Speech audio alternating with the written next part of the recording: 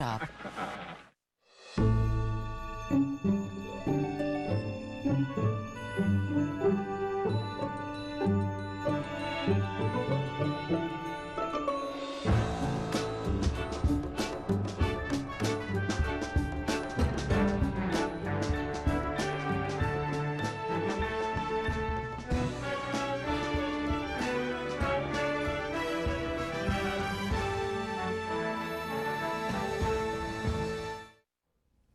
Hi, I'm Robert Osborne.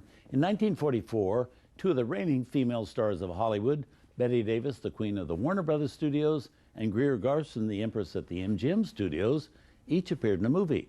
Different in storyline and tone, but with titles similar enough that the two films tended to confuse everyone.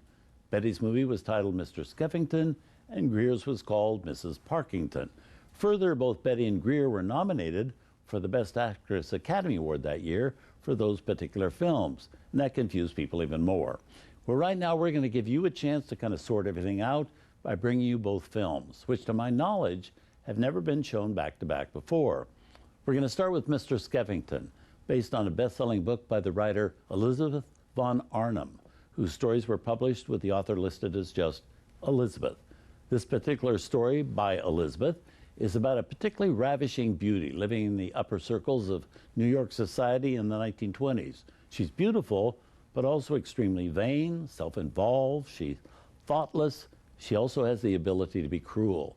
Well, in this story, she goes through some really complicated times until she learns that, and I quote, "A woman is beautiful only when she is loved." Now, it's a great role, but not one handed to Betty on a silver platter. When Warner Brothers first bought the movie rights, they tried to borrow Hedy Lamarr from MGM to star in it, but MGM wouldn't loan her out. Then Warner's went after Merle Oberon, but a health issue kept her from doing it. Well, Bette Davis knew she wasn't the kind of beauty described in the book by Elizabeth, but she wanted that part, and she went after it at full throttle, begging, badgering, and making threats to her bosses. The result, she got the part. And the remarkable thing about her performance is that she basically wills us to believe she is a great beauty, which makes for one of the really fascinating Bette Davis films.